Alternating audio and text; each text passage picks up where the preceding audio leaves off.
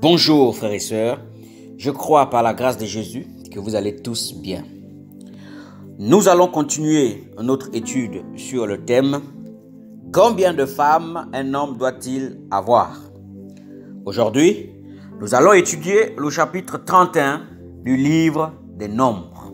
Nous allons commencer par le contexte du livre des Nombres, chapitre 31. L'Éternel parla à Moïse et dit « Venge les enfants d'Israël sur les Madianites.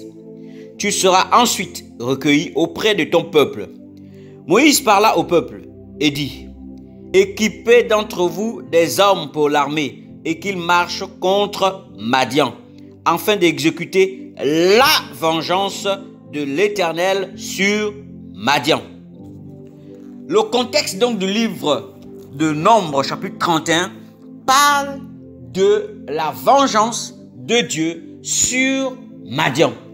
Pendant que le peuple d'Israël était campé dans les plaines de Moab, Balak alla trouver Balaam pour demander à Balaam de maudire le peuple.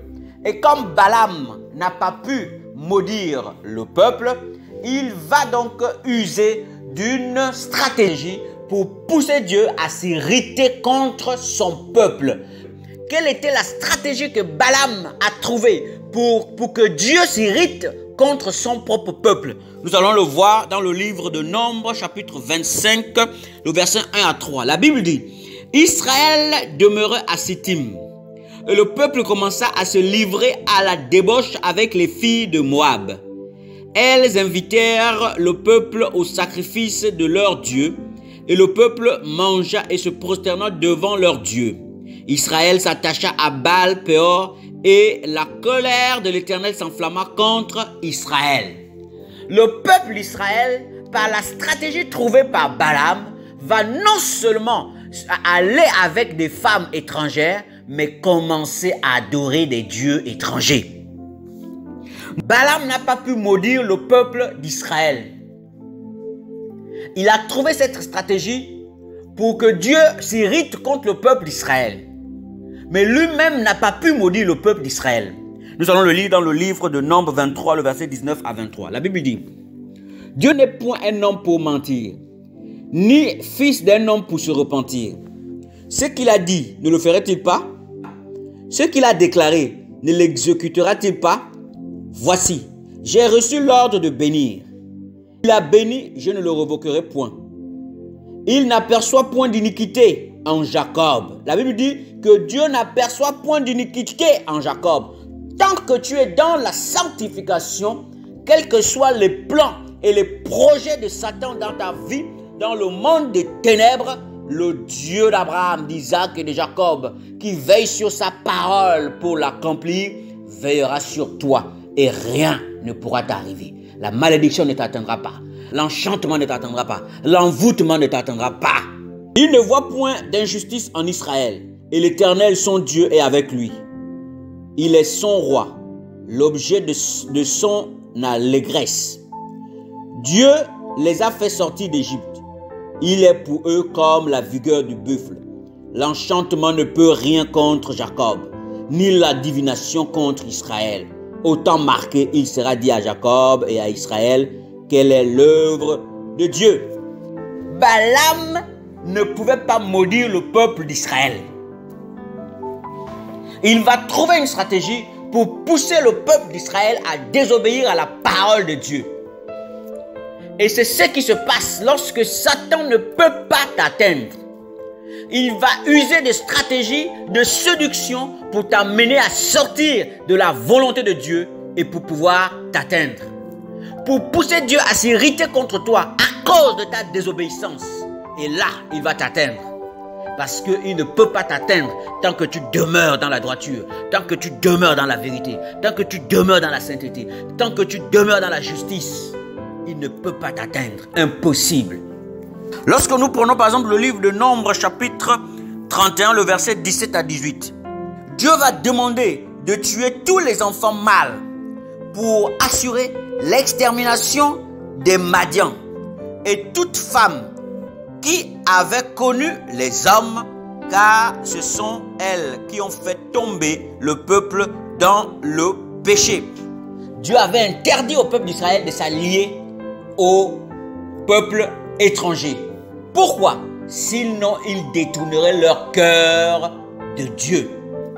Et c'est ce qu'ils ont commencé à faire. Ils ont commencé à se détourner de Dieu, à aller servir les dieux étrangers, en allant avec les femmes étrangères. Et c'est ce que Salomon a fait. Dans sa vieillesse, il a fini par adorer les dieux étrangers.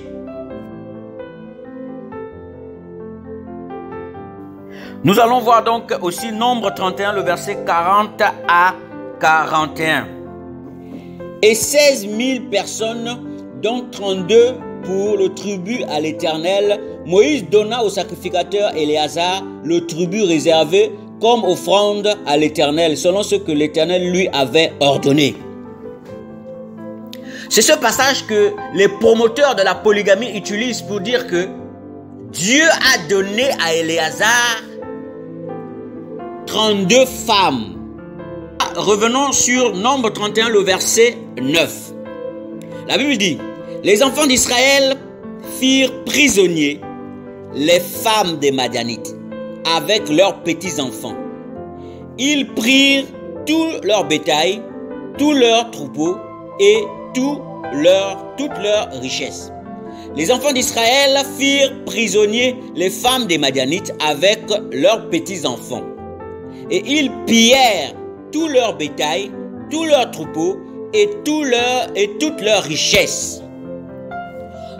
Lorsque nous lisons le Nombre 31, le livre de Nombre chapitre 31, le verset 9, on comprend que Israël, lors de cette bataille, lors de cette guerre, a remporté la victoire. Et la Bible nous dit plus loin qu'aucun des hommes d'Israël n'a été tué. Et donc, ils vont revenir vainqueurs et vont faire prisonniers les petits-enfants et les femmes d'Israël. Nous allons donc voir une précision entre les petits-enfants et les femmes d'Israël dans le livre de Nombre chapitre 31, le verset 17 à 18. On va le lire. Maintenant, tuez tout mâle parmi les petits-enfants. Dans le groupe de petits-enfants, il y a les petits-enfants mâles et les petits-enfants femelles. Donc, il y a les petits-enfants garçons et les petits-enfants filles. D'accord? Et tuez toute femme qui a connu un homme en couchant avec lui. Dans le groupe aussi de femmes, il y a des femmes qui ont déjà connu la couche d'un homme et il y a des femmes qui n'ont pas connu la couche d'un homme. Et donc, on va enlever les petits-enfants mâles. On va tous les tuer. Donc, il va rester des petits-enfants filles. D'accord? On va également enlever des femmes qui ont déjà couché avec les hommes. Il va rester des femmes qui n'ont pas connu la couche d'un homme. Et parmi ces femmes-là, parmi ces personnes, d'accord, on va donner 32 à Éléazar. La Bible ne nous dit pas que on lui a donné que des femmes qui n'ont point connu la couche d'un homme. La Bible ne nous dit pas que on ne lui a donné aussi que des petites filles. Dans tous les cas, on lui a donné un nombre de personnes qui est égal à 32 parmi les deux catégories qui restent. Or, dans le livre de Lévitique 21, le verset 5 à 7 et le verset 13 et 14, la Bible dit que le sacrificateur ne doit prendre qu'une femme vierge. Quelque chose attire notre attention dans ce passage. Ces femmes qu'on a données à Éléazar étaient des femmes étrangères. Ces femmes-là qu'on a données à Éléazar viennent d'un autre peuple, issu de la victoire d'Israël. Et ces femmes en question étaient en réalité comme des esclaves. Nous allons le lire dans le livre de Deutéronome chapitre 21, le verset 10 à 13.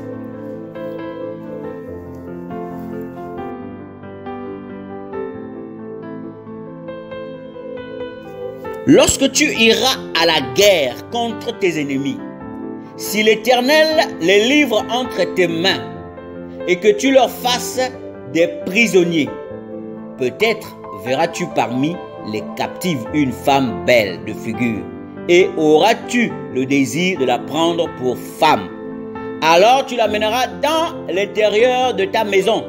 Elle se rasera la tête et se fera les ongles. Elle quittera les vêtements qu'elle portait quand elle a été prise. Elle demeurera dans ta maison et elle pleurera son père et sa mère pendant 1 mois. Après cela, tu iras vers elle, tu l'auras en ta possession et elle sera ta femme. Voici la conduite à tenir. Or, les femmes qu'on a données à Éléazar étaient des femmes issues d'une victoire d'Israël sur les Madianites. Donc, ces femmes-là étaient également considérées comme des prisonnières.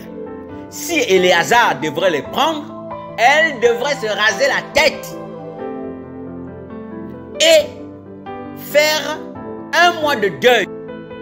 Mais la Bible ne nous a pas dit que les 32 personnes qu'on a données à Éléazar, déjà il faut savoir, parmi ces 32 personnes, est-ce qu'elles sont toutes des jeunes filles qui n'ont pas connu la couche d'un homme, ou elles sont et les jeunes filles et les petites filles qu'on lui a données. La Bible reste silencieuse sur ce point. Dans tous les cas, on lui a donné des personnes. Et dans tous les cas, on sait que ces personnes étaient des femmes. Mais la Bible nous dit également que le sacrificateur doit avoir une seule femme. Voilà, que Yahushua soit béni. Nous allons voir par la suite d'autres passages que les promoteurs de la polygamie utilisent pour justifier leur péché. Que le nom de Yahushua soit béni. Soyez encouragés, frères et sœurs. Au nom de Yahushua. Amen.